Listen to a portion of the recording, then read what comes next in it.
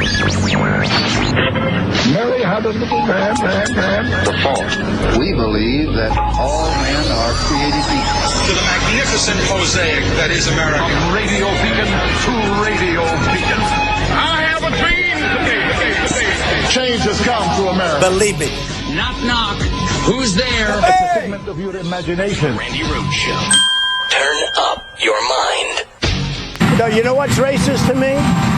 When somebody goes out and says the horrible things about our country, the people of our country, that are anti-Semitic, that hate everybody, that speak with scorn and hate, that, to me, is really a very dangerous thing.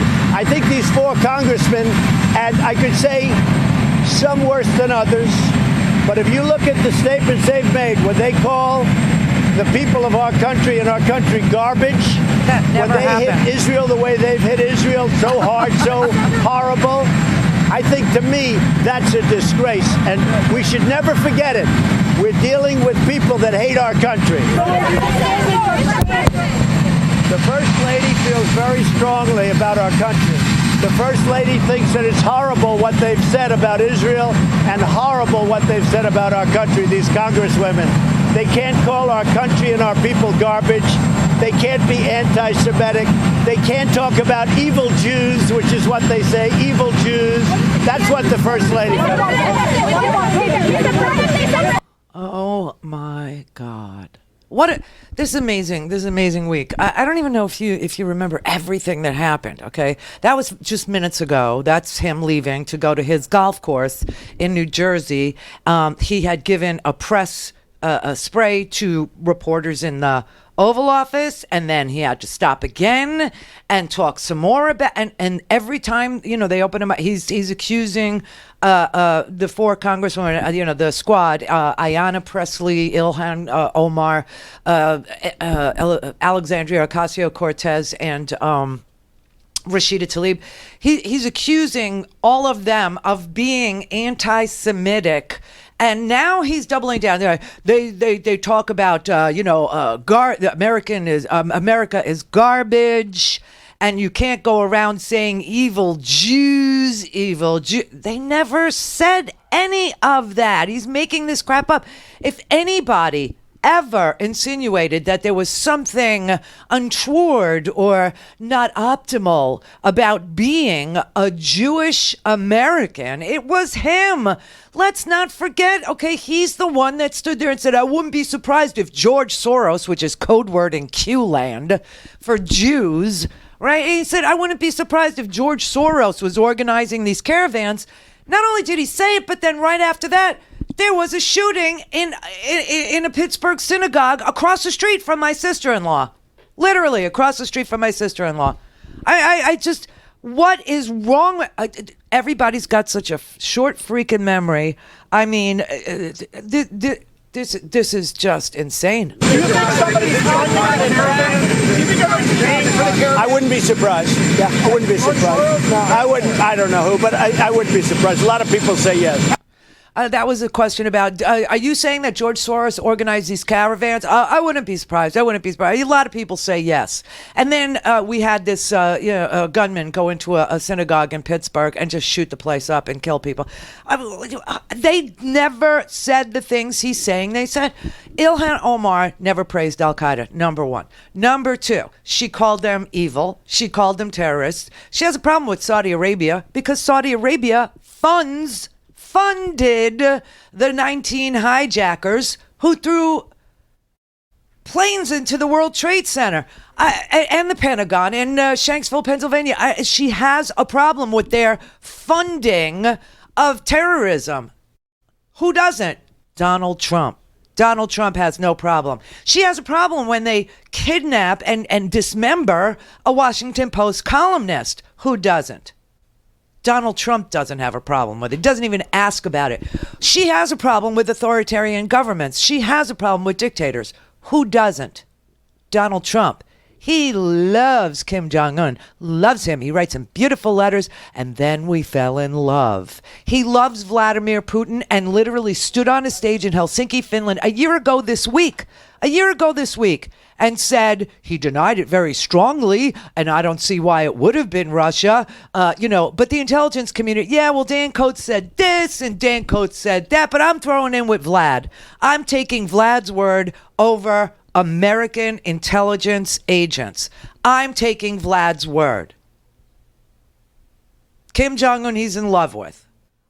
Saudi Arabia, no problem. They dismember people, and they funded that attack. 15 of the 19 hijackers on September 11th were Saudis.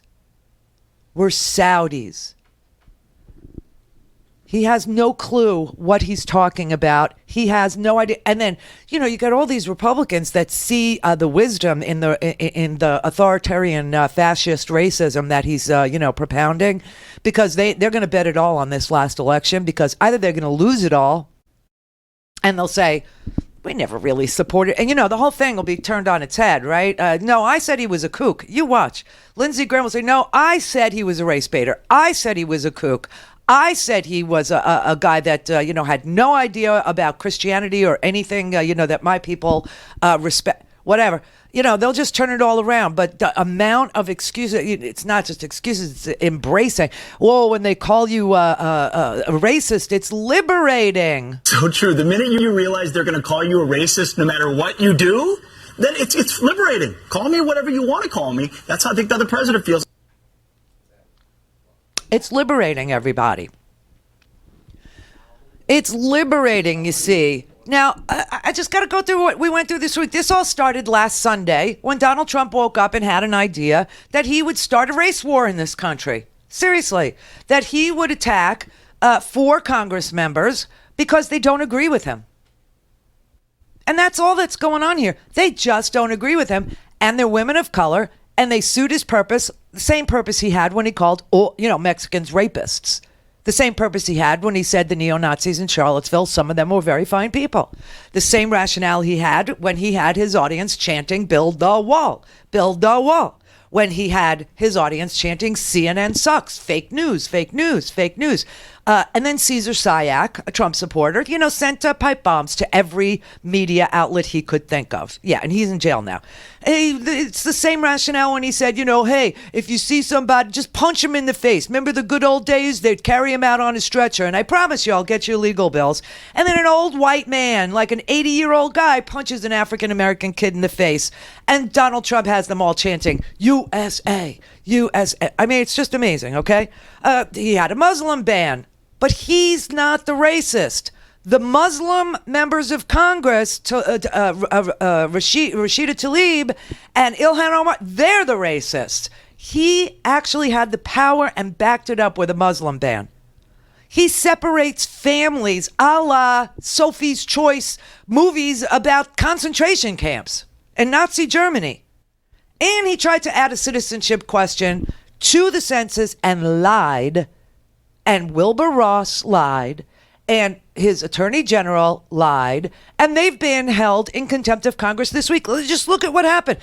Since Sunday, when he started tweeting and starting this race war in the United States, okay, when he said, you know what, anybody that disagrees with me, and this is what he's saying, anybody that disagrees with me, I will put you in danger.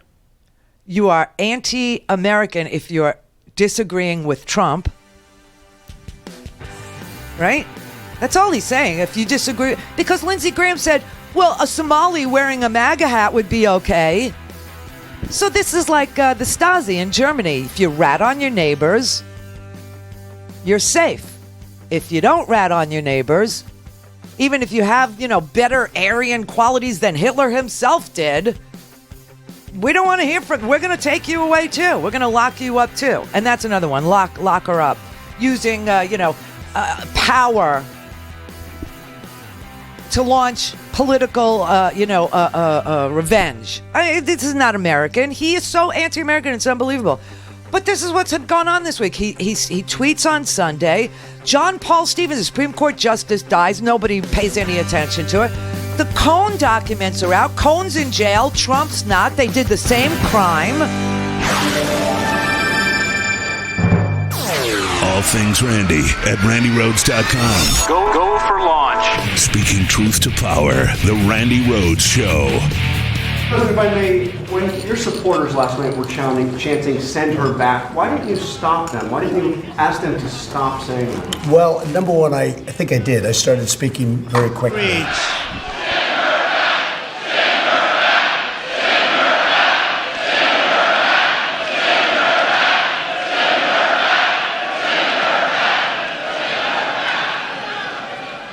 If you would have heard, there was a tremendous amount of noise and action and everything else. I started very quickly, and I think you know that. Well, I know. Maybe you're giving me too much credit. You're used to giving me too much credit. Oh my God, he's just a bold-faced liar. I mean, does he not realize there are cameras, there are, stopwatches in this world? I don't even understand, why he thinks he can get away with saying these things when there's clearly tape of him saying, doing exactly the opposite. Every reporter that was there said he stopped. One person said he was luxuriating. That's the perfect word for what he was doing. That he was luxuriating in the chanting, that he was loving it, that he was eating it up, that he was, taken to another plane, and that he had, turned to the right and then grabbed the podium and turned to the left and, then looked at the audience. And then finally, when the chanting died down on its own, that's when he started talking again. What is it with him? I mean, it's so disgusting that this man could be taken seriously as he calls for congressmen who simply do not agree with his policies, with his positions on a $15 minimum wage, on his positions on healthcare, destroying it and not having a replacement plan, even though this week he was supposed to come out with his healthcare plan. There is no healthcare plan. He never had a healthcare plan. He doesn't have an infrastructure plan. He doesn't have a healthcare plan. He doesn't have an immigration plan. He has nothing. That's why all of this, that's why this is happening. That's why the only way he can get people to consistently vote against their own best interests is to, spur this, hatred. He wants us to point at each other and blame each other for what he's doing to all of us except the elite, except the very wealthy, except for his rich friends. This is crazy that people are doing it, but they're doing it and they've done it before. I'm telling you, it's like this is the racism that we've had before was always kind of a dog whistle is what they called it. It's not so subtle that you can't hear it, but it's just right up there, okay? Where some people can't hear it. Some people don't see it as racism, but this is a freaking bullhorn of racism. He's putting words in the mouths of young women who never said these words.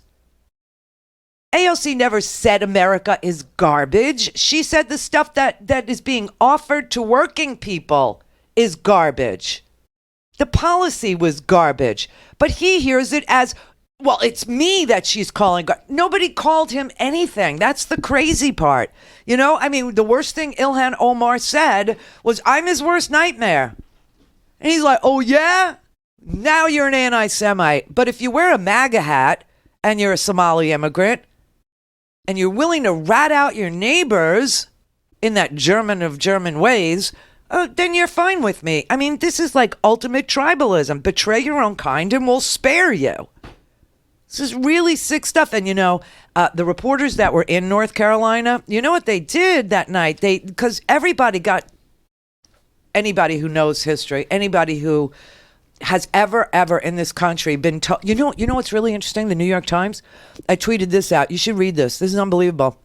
In the New York Times today, the New York Times, when they were reporting on this all week, they asked people if they'd ever been told to go back home to please write their story, write a story about what it is that you experienced when that 16,000 16,000 responses they got. 16,000 responses, and they printed a whole bunch of them in today's New York Times. It's unbelievable how many people got a chill down their spine because they were told to go back to where they came from by some racist SOB.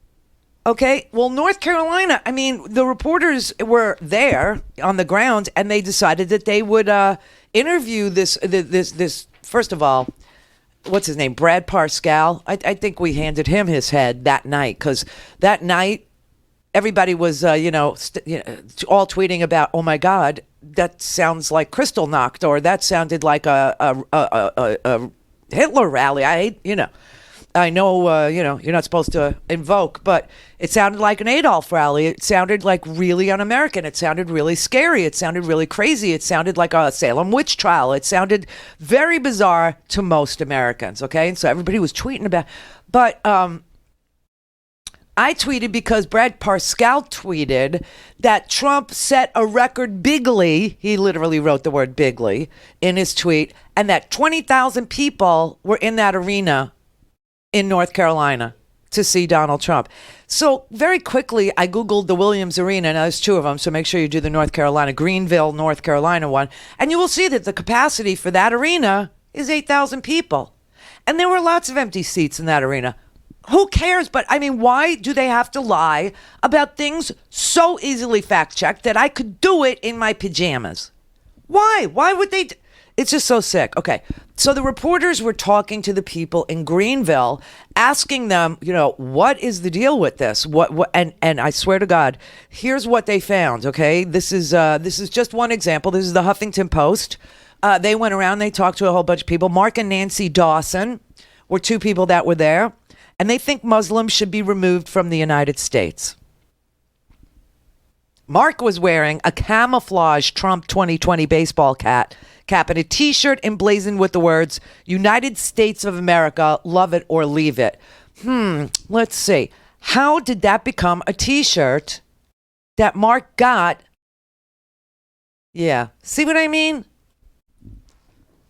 She said, I think Muslims should be kicked out of the country because Sharia law is not conducive to the Constitution, period. You watch Jeanine Pirro much?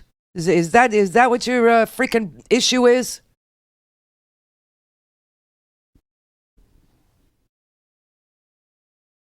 Just disgusting. And then she said, well, I don't hate them. I just think, okay, there's a lie. She doesn't think. She said, I don't hate them. I just think they should go back where they can be together and have their own country and their own religion. Do you have any earthly idea how many religions are practiced in these here United States? Do you have any idea how many people don't practice religion in these United States? I mean, what is with them making these proclamations about where certain religions are welcome and where they're not, where no religion is okay and where it's not? What is the deal with this? The crowd was almost all white.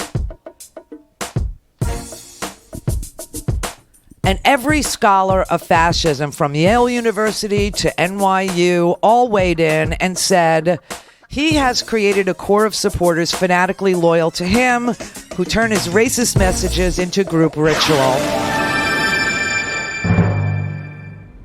Call in, connect. To speak to Randi, call 561-270-3844. 561-270-3844. I mean, he said he'd bring down the cost of prescription drugs. He said it would make your head spin how much he would bring them down. And over 2,000 of them have gone up in double digits. He hasn't done his job. He said he'd make us safer, right, by getting out of the Iranian agreement. And now you have Iran doing things like enriching uranium right now as we speak. That doesn't make us safer.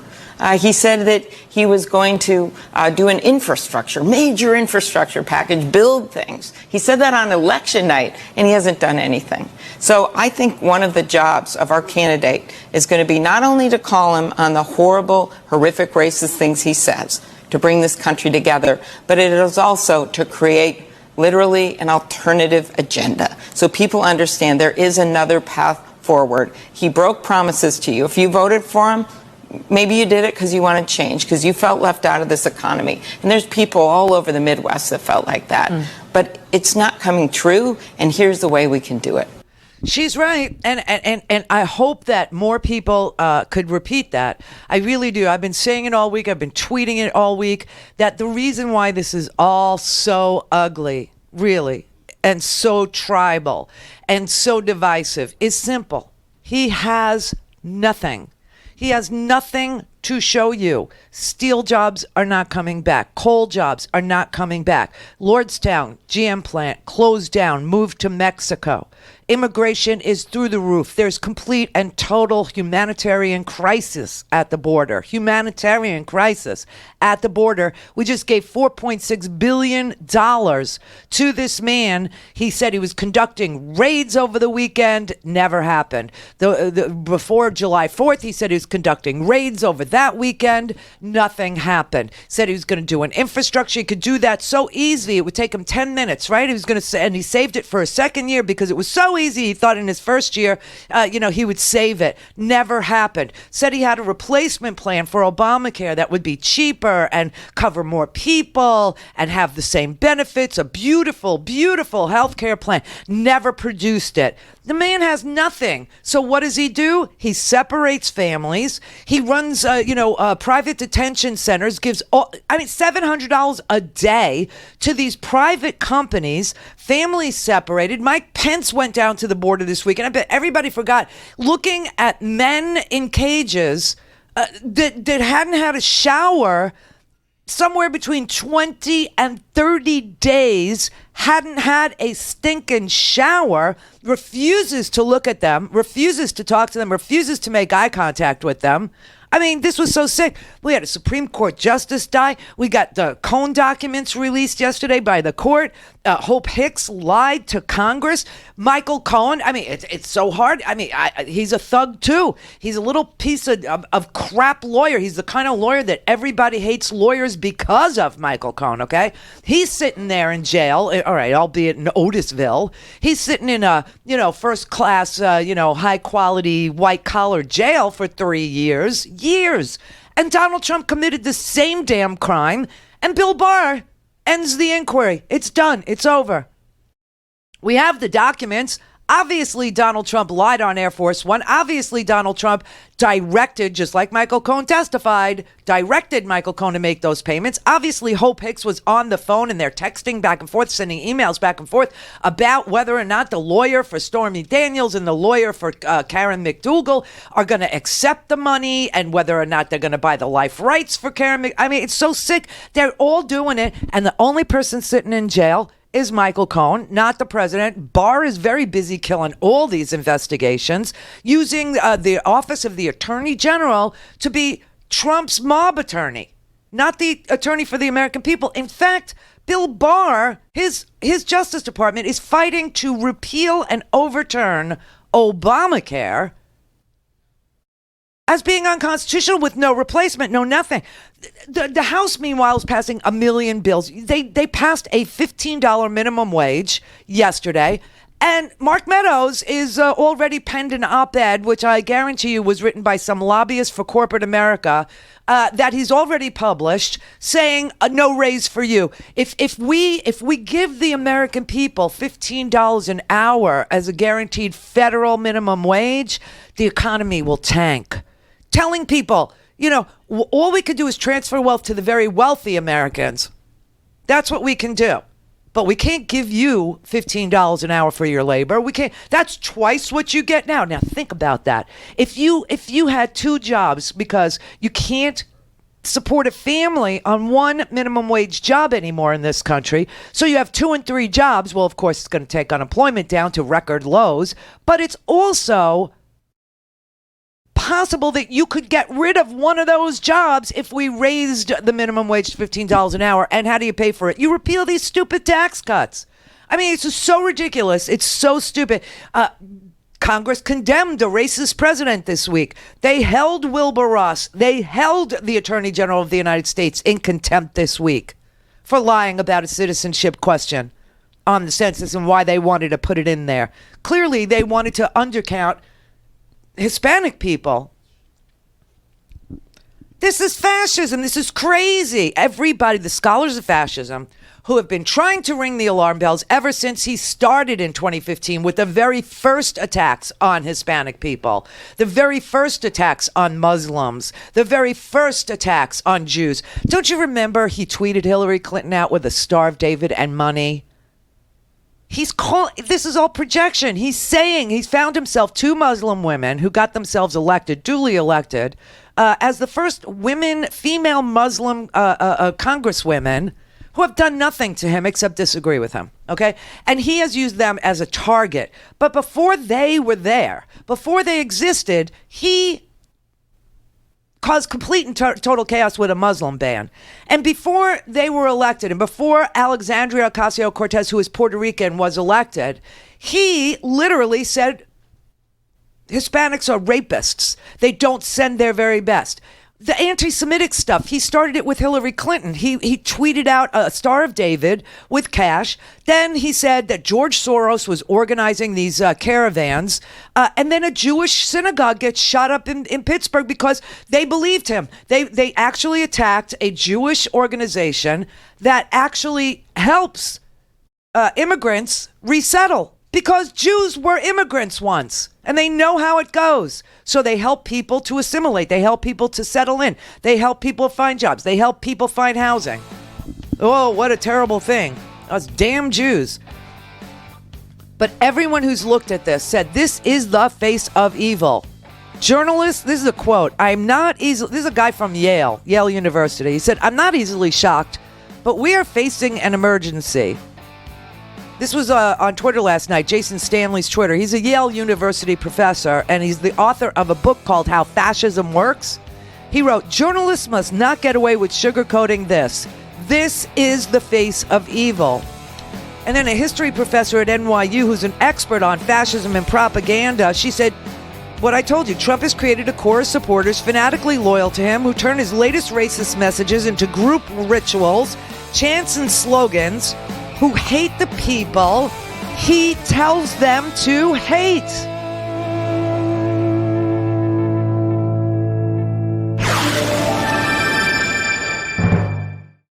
This is the Randi Rhodes Show. To speak with Randi, dial 561-270-3844. That's 561-270-3844. Rabbi Avi Olitsky, who's joining us, who wrote an op-ed about needing to take down the temperature in our political discourse. Rabbi, thanks for joining us. Tell us your reaction to those chants that we were talking about last night.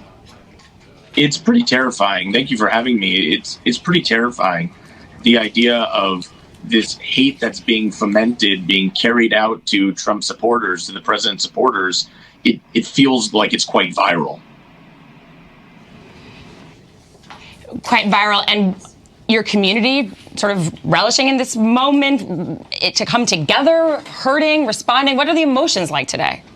Sure, the emotions are very high. I posted my op-ed, which was a follow-up to a previous post on Facebook yesterday, and the vitriol that I experienced, the support on one side, the hate on the other, it really doesn't matter. What's happening is this is a conversation about the Jewish community being used as a political football, and it's a way to I heard you say earlier, race bait and garner support in a way that it's really terrifying. I would also add, when you asked about the chanting at the rally, look, Congresswoman Omar and I don't always see eye to eye. I've been publicly critical about her stance on Israel and her comments, and I'm going to be speaking publicly out against the pro-BDS resolution that just was put out there. But beyond that, I still can't sit or stand silently while our sitting president issues such racist rhetoric and puts it out there in a way that garners a community to come behind it and spreads racism even further and louder. Rabbi, it's Terry Moran. If I can call on your professional wisdom here. What's happening? In your judgment, as you look across and hear these cries to send this Congresswoman back and the divisions that are opening up, what's your take on it? Have you got any special take from your position as the leader of your faith community? This is a very eerie wave of similar situations in history, which I'm sure you're alluding to, be that Nazi Germany or elsewhere, where people are coming together and coming out of the woodwork to glom on to these ideas of hate and saying, you know what, I could be publicly hateful, I could be publicly loud, and I don't need to shy away from that. Yeah, this was an escalation. There is no question. Trump has all, people want to say that he talks in code words or dog. No. Trump called Mexicans rapists and criminals. Trump said a judge of Mexican descent who was born in Indiana couldn't do his job because of his heritage. That is the very definition of racism, okay? He has said that George Soros has financed the caravans. He's tweeted out the Jewish star and money over Hillary Clinton's face, which is rabid anti-Semitism. He's attacked Muslims with the full force of the presidency by instituting an illegal and unconstitutional Muslim ban. He tried to get this ban through the court system. How many times? 3-4 times. And every time he would try to do it, they would say it's unconstitutional. The man doesn't speak in code. The man speaks in tropes. Okay, and this go back to where you came from thing is just another one of those. This isn't code, but it was an escalation to see that audience. And when the reporters were in North Carolina and they were able to quiz the members of the audience who were chanting this and ask them why they were doing it. And the saddest thing, there were two things that were really creepy. One was that little girl. Do you see that little blonde girl? Really cute little girl. She, the peer pressure of all these adults saying, send her back, then the little girl started saying it too. Now that's poison. That's child abuse. And then there was a bunch of people in the audience with, the QAnon crap going on. And they held up an infant baby that had a big Q on the back of their onesie. That's like child abuse too. I mean, the poisoning of children's minds is just unbelievable. And I have to say that when the reporters that were there, they were quizzing the people in the audience. I told you that at least, I think Muslims should be kicked out of the country because Sharia law is not conducive to the Constitution. Then you had another one named Bud Harrell, which sounds like somebody I worked for. It better not be. He said, Islam's not a real religion. Islam's not a real religion. It's a religion of wars. Is what it is. Read the Quran. I read a little bit, and all I've seen is hateful stuff in there. Vile, hateful stuff. And also I see, just like what's happening in Europe, they're trying to do here. They're invading our country and get enough people in to have voting power to take over and control our country. And that's what it is. It's an invasion. So this is part of the fascist Great Replacement conspiracy theory, right? Jews will not replace us. Now, it happened to be another day of the week, and he decided to revert, against, he stopped being anti-Semitic for a minute, saying George Soros is organizing the caravans and tweeting out anti-Semitic things about Hillary Clinton. Now he's moved on to hating Muslims, right? And the Muslim ban is just a return to that. And now they're repeating that. So whoever Donald Trump tells these people to hate on any given day, they will fall in line, and that is fascism. That's what happens. It's a cult of personality where no matter what the leader tells you to do, you just do it. You hate the people that the leader tells you to hate. It's the leader-follower relationship of fascism. That is what it is, okay? There was a military veteran. This really hurts me. Brian Innes. He was from Roanoke Rapids, North Carolina. He said he supported the 2016 Muslim ban. He wants Muslims banned from this country. That's 1.7 billion people you're talking about there. He said all of them should be banned from entering the United States. He said hardly no terror attacks being performed in the world by Christians. What? I wouldn't say it's called profiling, but you have to direct the issue where it's coming from. And that's where it's coming from. And then they went on to attack Alexandria Ocasio-Cortez and Ayanna Pressley, and they said telling people of color to go back where they came from, there's nothing wrong with that. There's nothing wrong with it.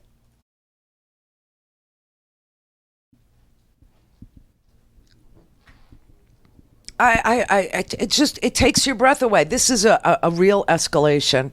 And people are, people see it, people feel it, people know it. A lot of stuff happened this week. Some of it was really good stuff. I mean, the House passed a $15 minimum wage.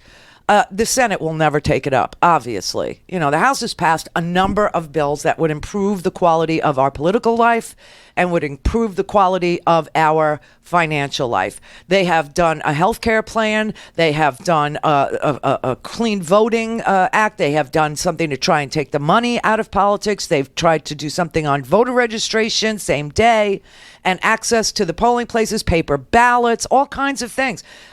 None of it has a prayer in the Senate because Mitch McConnell is he's a lapdog. He's just all about tax cuts and Kavanaugh, and that was it. I mean, literally, we traded any progress in this country for tax cuts for the wealthy and a guy who was accused of raping college girls on the Supreme Court. That's the trade, and that's all that's happened.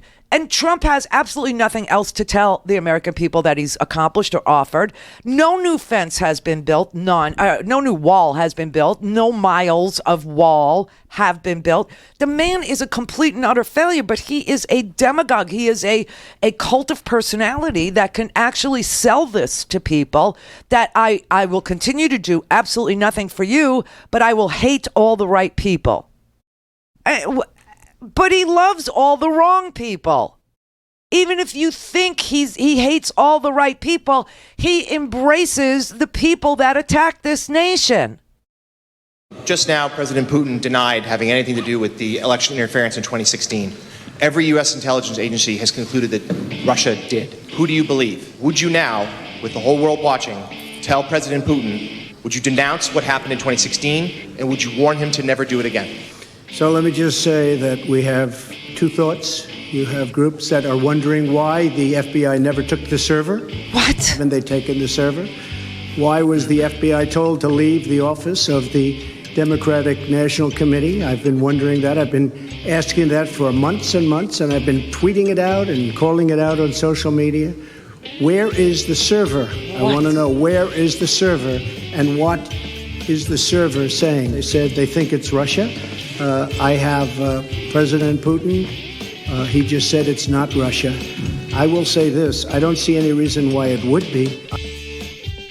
Are you serious over here? Are you serious? The man loves a freaking dictator. He loves Kim Jong-un, who runs a national gulag and starves his own people. What's wrong with you? Mary had a little man. The fault. We believe that all men are created equal. To the magnificent mosaic that is America. From radio beacon to radio beacon. I have a dream today. Change has come to America. Believe me. Knock, knock. Who's there? It's a figment of your imagination. Randi Rhodes Show. Turn up your mind. Wait. What happened? How did you do that? I went and I got a previous recording of one of the shows when the instant replay was working, and then I put it over the top of the TriCaster machine sound. Oh, that's so cool, Brett. You rock. That's awesome. We were missing it too much, and Brett's like, I have an idea. I said, then do it. Yeah, for those of you who think something is missing, it is. It's a little naked, the show. It's a little nude, little stark raving nude. Because the machine that usually sits right here, Stephanie's got one too. You've seen them. They're called instant replays, and you press the button, and your sound effects are right there. So ours broke, and we're trying to save the money to repair it. I did order a new hard drive, which arrived. Yay. And then next week, believe it or not, I won't be here Monday and Tuesday. I wish I could tell you why I won't be here, but I can't tell you why I won't be here. But just trust me that it's work. This is all work related. I was about to say, make sure you say it's nothing bad, because by you saying that, it's like, oh my God, what's happening to her? Oh, no. If it was bad, I would love to tell you. I'd love to tell you bad. Oh, yeah, of course you would. Of course. Well, I mean, who loves to complain more than we do? I was just as a group. Just think about it. Think about what our day was like conversationally, okay? I just won't even go there, but just think about what we it had to do with both Scotty and my intestines. I mean, really, who doesn't love to complain? Who doesn't love that? Especially now. Stress, just eating. But this has nothing to do with it. This is, I'm doing a work trip, okay? This has to do with work. I wish I could tell you. I can't tell you. I hate that I can't tell you. But if this works out, believe me, my instant replay machine will be repaired. I'm just saying it will be repaired on Tuesday. So, Roy, see, that's in the instant replay too. Roy, he's coming on Tuesday. I'll be back on Wednesday. Believe me, I'll be back on Wednesday. Wednesday, Mueller testifies, and there is nothing and no one that could keep us away from this here studio on Wednesday. That's just a gimme, right? So, but I'm coming back very late Tuesday night. So I'm leaving tomorrow. I'll be back late Tuesday night. We'll put best ofs for you up there. And I just need to say, please do support the show because we're trying to build something. We're trying to build something bigger, badder, better for everybody. And so maybe next Wednesday I'll be able to divulge because I think it's super exciting. I think it's really cool and really good. And I think everybody will just adore. But in the meantime, I had to, I got to fix this machine. So I thought, well, if I'm leaving, then Roy can come in and, I was going to say piddle around the studio, but then he won't show up. He'll tell me, oh, what I do, this engineering that I do is piddling. No, Roy's a serious dude. Roy has built every single radio studio in South Florida and beyond my entire career. So we're really lucky that Roy loves us and that he'll engineer our studio. So he'll be here on Tuesday. I'll be back on Wednesday. Okay. Meantime, here's something that will cheer you up. Here, the next few stories I think are very happy ones. So Trump is very busy telling Ilhan Omar to go back home. She did go back home. Yep. She went back home, and home for her is the Twin Cities. Home for her is Minneapolis, St. Paul. And so she arrived last night in the Minneapolis, St. Paul airport, and this is what happened when the doors opened. Welcome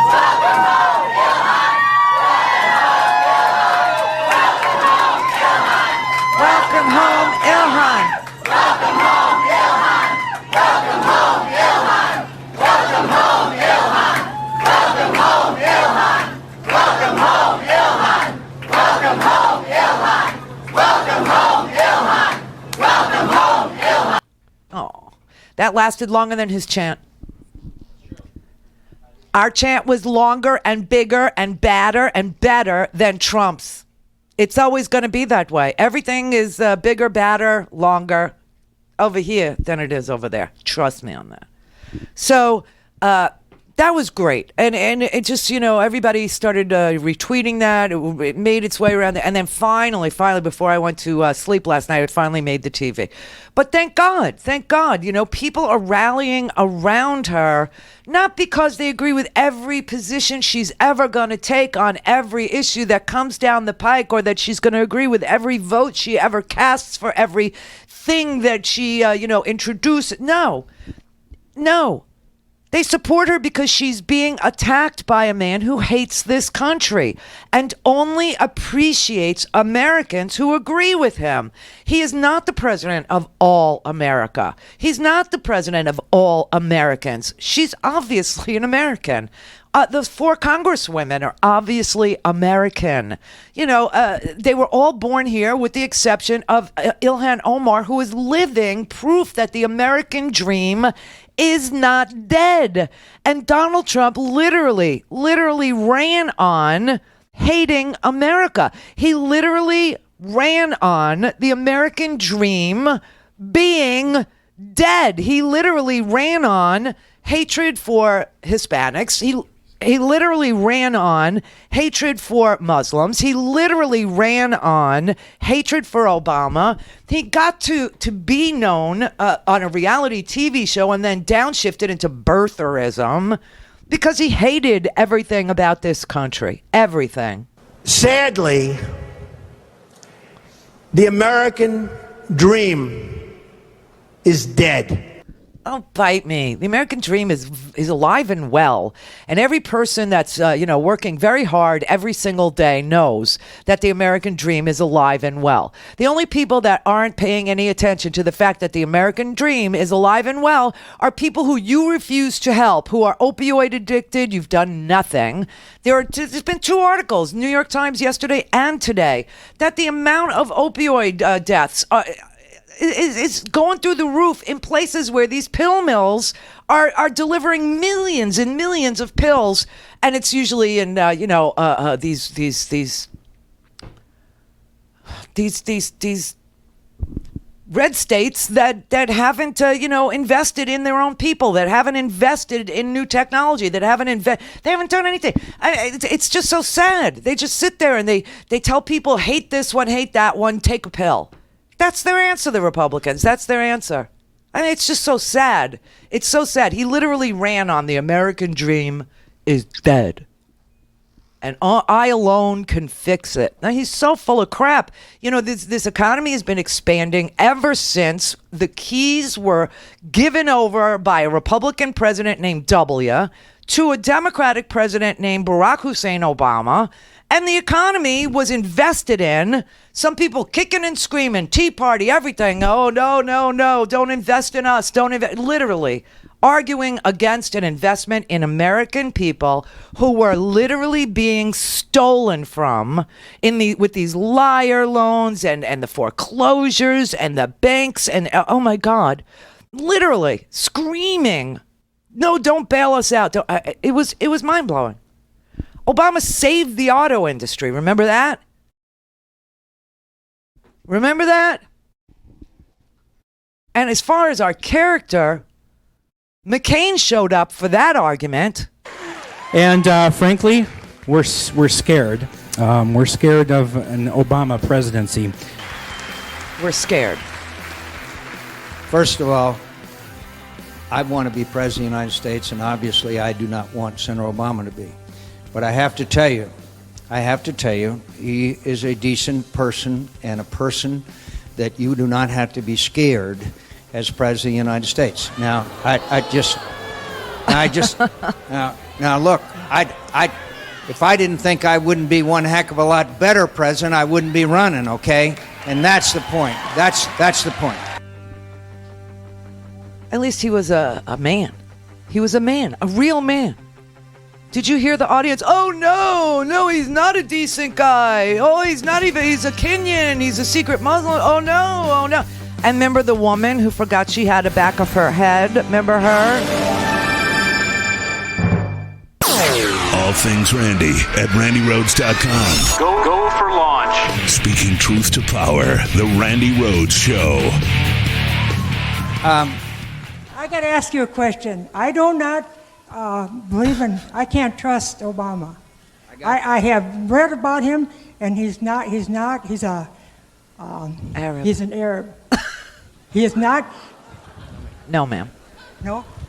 No, ma'am. He's a decent family man, citizen that I just happen to have disagreements with on fundamental issues, and that's what this campaign is all about. He's not. Thank you. Thanks. Smattering. That's like less than golf applause from that audience. I mean, because that particular town hall, that was after Sarah Palin had been on the campaign trail saying any damn thing that came into her stupid little head about Muslims and about Russia and about this and about Obama. And he pals around with terrorists. Remember that? That's where all this crap started. And it got really out of control during that particular election cycle to the point where McCain had to be a man. He had to stand up, show that he was a man of decency and character. Okay? It probably cost him the election, and Donald Trump is not going to make that same damn mistake of having integrity and character. Because where does it get you? Where does it get you? See what I mean? And that's what all this is about. Now, the Sarah Palin of our time is Jeanine Pirro. Think about it. Omar wears a hijab, which according to the Quran 33:59 tells women to cover so they won't get molested. Yeah, Jews do it too, Jeanine. Are you anti-Semitic as well? I don't even understand. Meanwhile, we have debates, and they did you see that last night on CNN? Oh my God. I think they made the drawing of the names and the corresponding dates. They had these 2 boxes, and they put all the names of all the candidates in one box, and then in the other box they put the 2 dates that were debating. Now, this isn't going to be a debate, okay, but they put the 2 dates, the July 30th and the 31st, right? And then they would pull one name out and match it to the second box. Which date did they get? They milked that for, I don't know, an hour? Did that go? I mean, an hour. I cooked a whole dinner. It's just another sign that politics is becoming sports. It's kind of like the NBA draft lottery, where they sit around to pick the numbers of who's going to draft, and it's an hour show. It's an hour show. Yeah. Then you have the draft later down, a few months later, where everybody sits around and waits to see who's going to be drafted. Same thing. Politics is becoming sports. Well, politics. I used to tell people to look at politics as sports because politics is a sport. It is. And the team with the most money usually wins. Okay? It is sport. Policy, on the other hand, is not sport. And when policy turns into sport, meaning you can purchase policy or you can purchase the right to write the policy, which is what, Alec and the Koch brothers, that's what they've purchased for themselves. That's the sin, okay? That's a bridge too far. But if you think of politics as sports, it's exciting, it's fun. You have referees who are the moderators, you got the participants on the field, you got teams. That's not so bad. The idea, though, that policy can be purchased now and that the actual legislation is being written by and submitted by well-moneyed elite people, that is the swamp. Oh, there's another chant. Drain the swamp. Trump is a whole ecosystem of swamp, okay? Trump brought creatures into the swamp that you thought had perished from the planet Earth in the last asteroid, okay? I mean, half his cabinet's in jail. The other half is waiting for sentencing. The other half has been held in contempt of Congress and, criminal contempt, no less.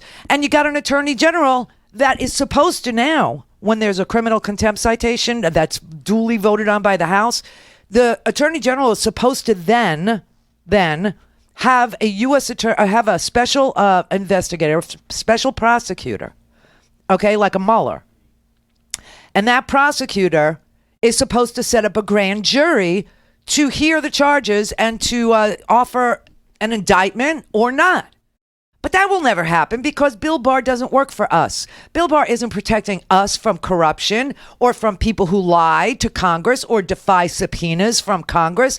Bill Barr is a mob lawyer. He's a consigliere, and he's Trump's consigliere, which means we, the American people, have no lawyer. We have no one to argue our side of a case. We have no one to argue our side of corruption or how we're being harmed by it or any of those other things. So that's why he has to go, period. Okay? Right there, that's enough.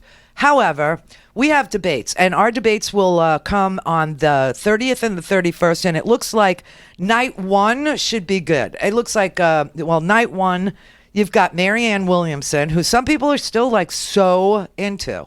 Fine. That Delaney dude that everybody's going to say, who was that dude? His name's John Delaney. Hickenlooper, you got Tim Ryan. Finally, Bullock, who's the governor of Montana, he is finally going to be in the debate. That should be interesting because I've never heard, from him because he was excluded from the last one.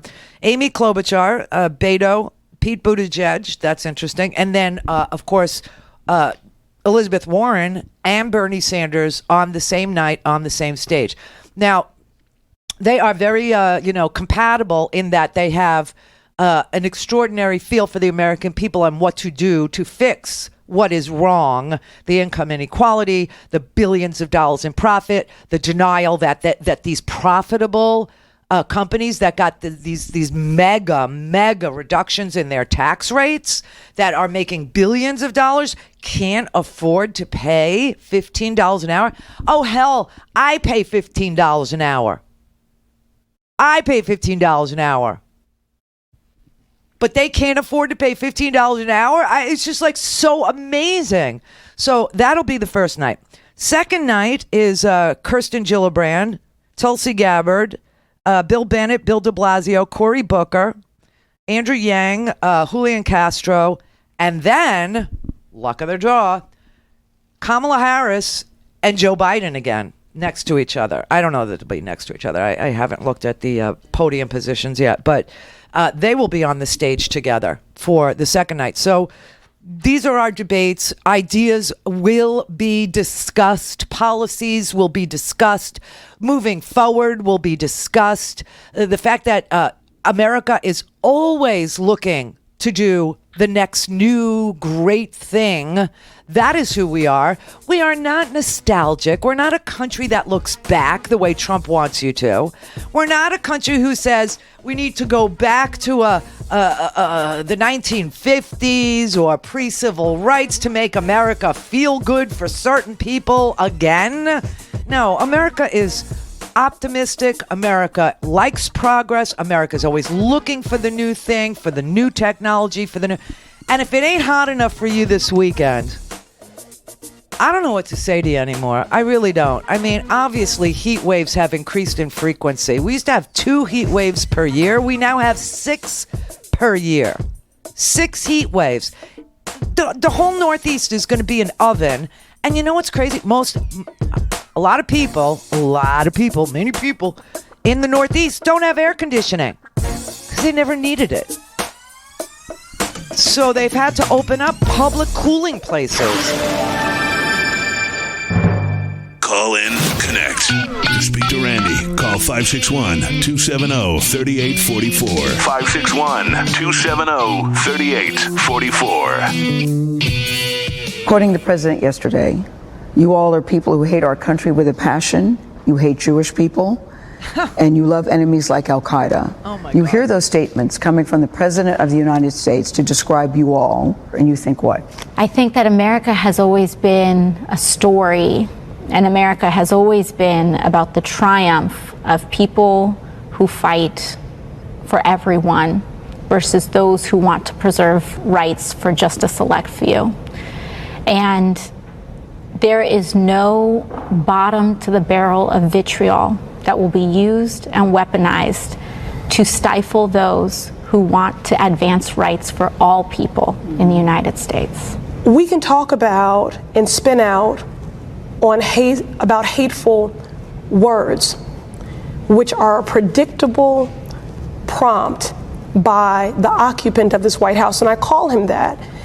Not because I don't have respect for the Oval Office. But it sounds not like you don't have respect for the Oval Office when you call the President of the United States the occupant. No, because he is only occupying the space. He does not embody the principles, the responsibility, the grace, the integrity of a true president.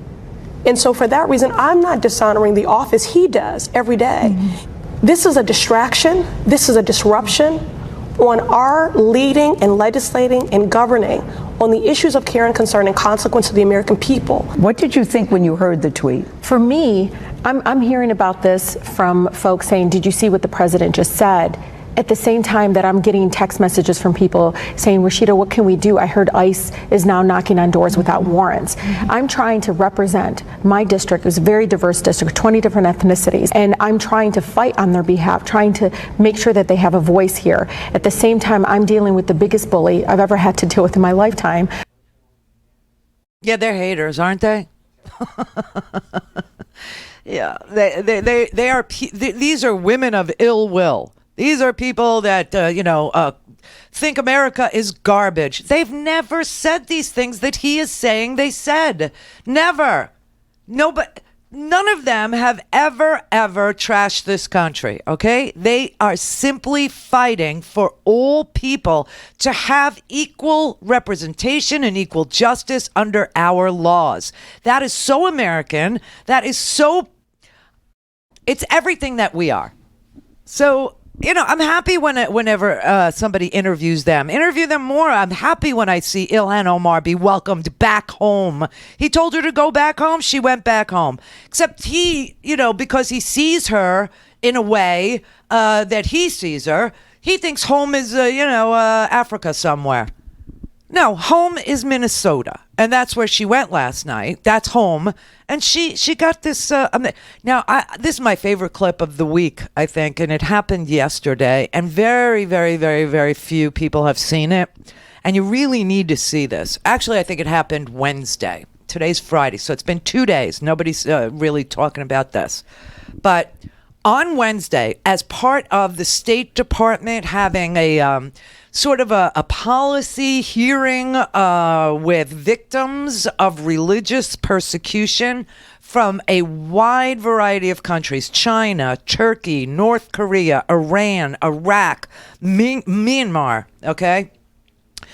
Mike Pompeo thought it might be useful to use these people as props because the president was being trashed so hard by his own party for escalating the racism and the fascism and the authoritarianism in this country after the Sunday tweets, okay? And that they knew he had this North Carolina rally in Greenville, and they knew he was going to go off the rails. This was pre-planned, by the way. That's why there were T-shirts available, okay?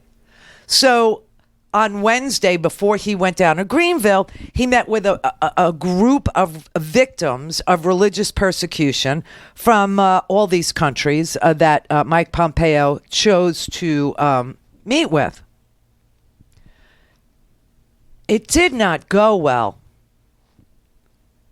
A woman named Nadia Murad, who was captured by ISIS and won a Nobel Peace Prize for her efforts to end, I'll just say it, rape as a weapon of war and armed conflict. She was invited into the Oval Office, and she's a Yazidi in Iraq. Now, Yazidis are a minority group in Iraq, and what happened to her is unthinkable, okay? She was enslaved by and tortured by ISIS after the terrorist group took over her village in 2014.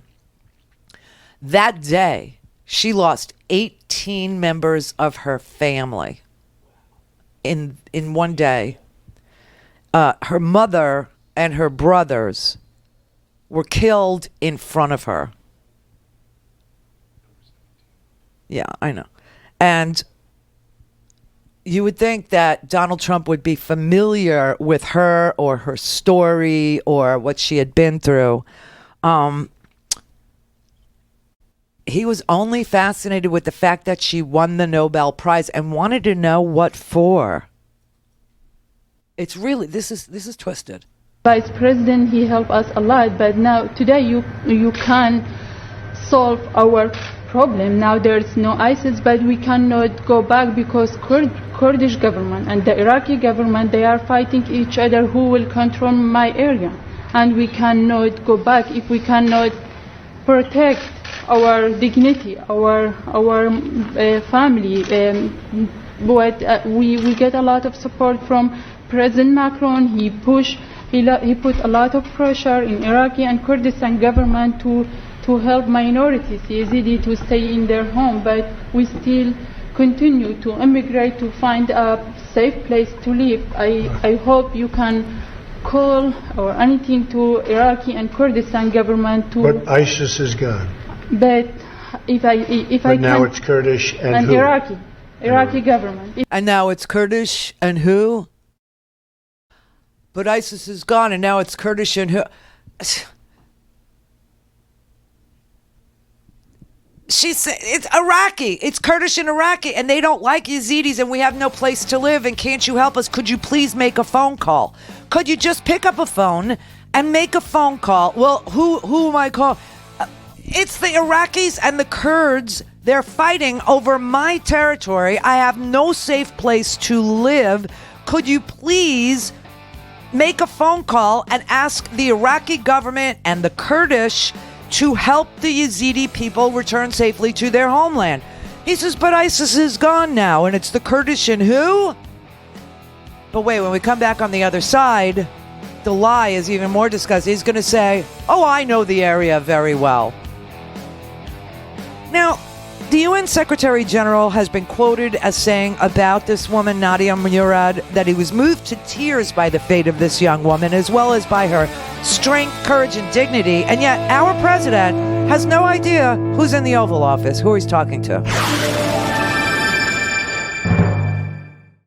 This is the Randi Rhodes Show. To speak with Randi, dial 561-270-3844. That's 561-270-3844. Okay, here's Nadia Murad, who survived against all odds. I don't know if you remember this, but during the Iraq War in the northern part of Iraq, a minority, the oldest minority in Iraq, the Yazidis, okay, were surrounded by ISIS, and they took like 40,000 Yazidis hostage, okay, and started killing their whole family. I mean, it was like it's ethnic cleansing. And this one young woman named Nadia Murad, she's only 25 years old, literally watched her mother and her brothers die right in front of her, and then 18 members of her family were slaughtered, and she managed to escape. Okay. And when she escaped, she refused to give up. So she actually went to the president yesterday and asked the president, couldn't he just pick up the phone?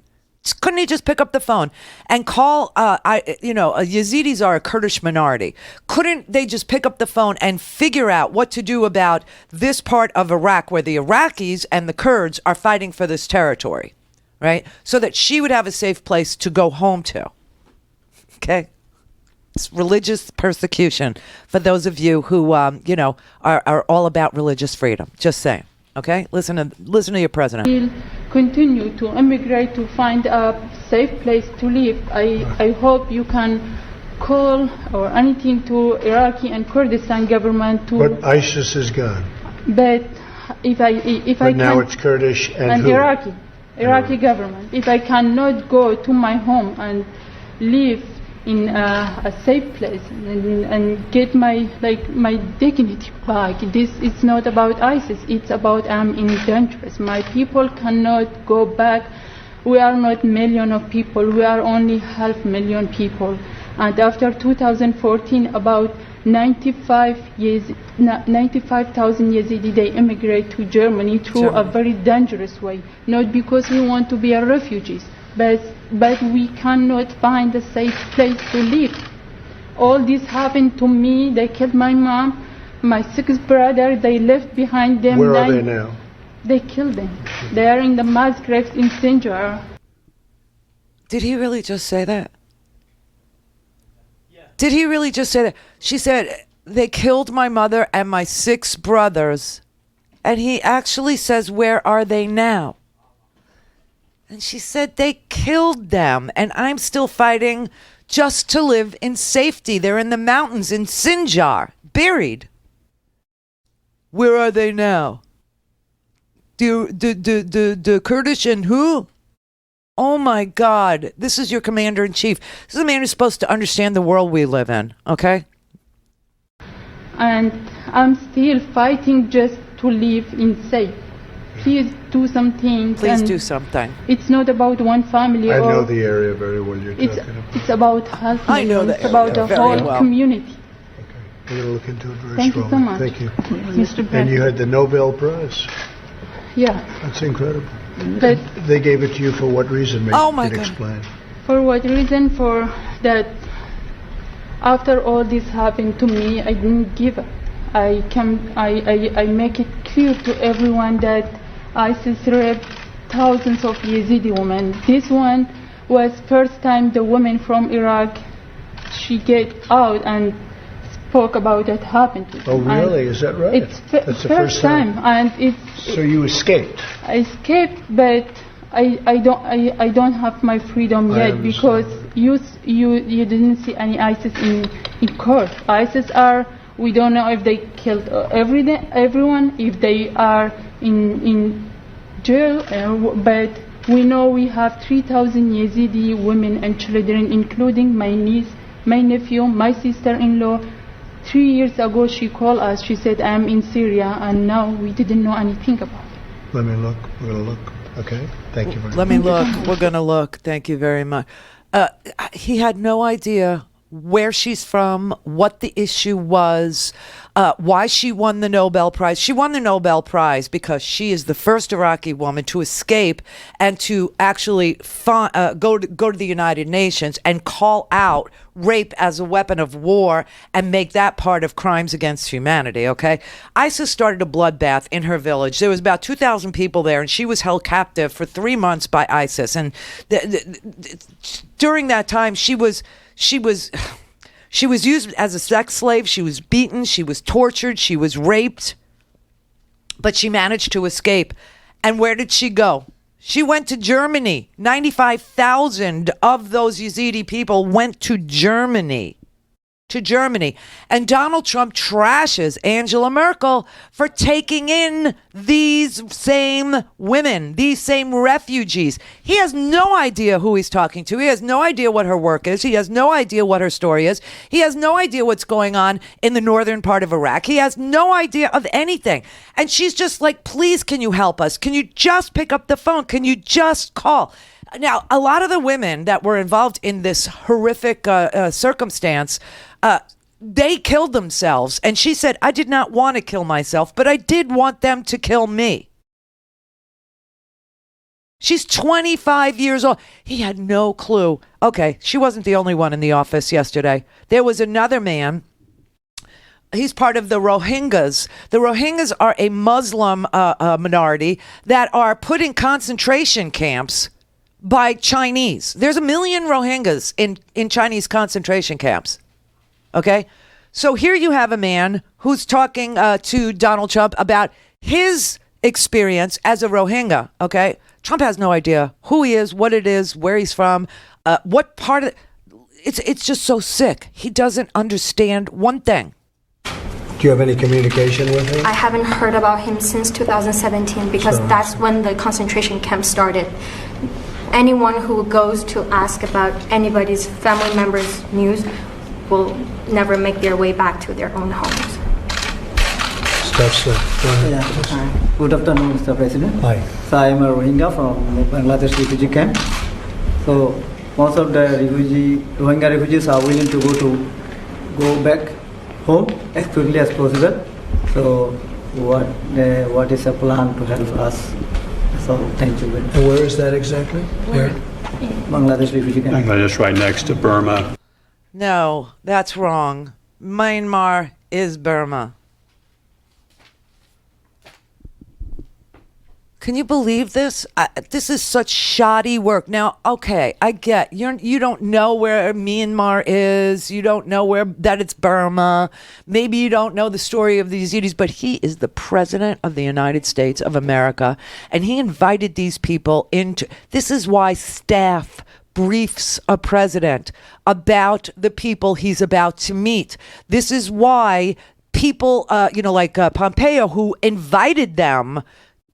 He knows their story, and the president doesn't read the briefings. The president doesn't care about the brief. He doesn't give a damn. He just thought, well, I'm in trouble with Muslims in this country. I need to bring some Muslim people. I need to bring some people that were saved by from ISIS, and they'll all just come and they'll pledge fealty to me and tell me what a great guy I am for rescuing their.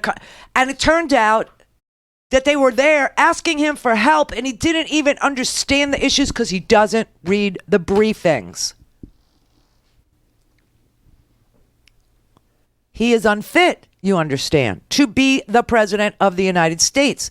The best people. Everyone is enacting. Everyone, like I said, Half of his cabinet is gone. Some of them are in jail. His campaign, most of his campaign, his manager, his lawyer, they're in jail. Flynn is waiting to go to jail. I mean, this is so sick. Meanwhile, the only thing he has to offer you, and I can't say this strongly, quickly, more beautifully enough. Okay? I can't.